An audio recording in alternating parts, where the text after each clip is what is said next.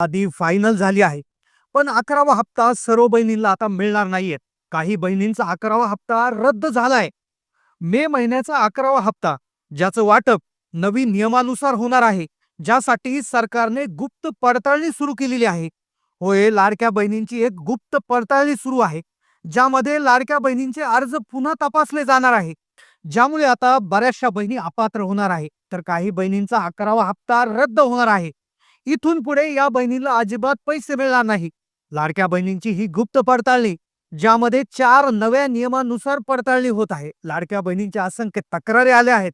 त्या तक्रारीवरून ही पडताळणी सुरू झालेली आहे. याची टीव्हीवर बातमी देखील आलेली आहे.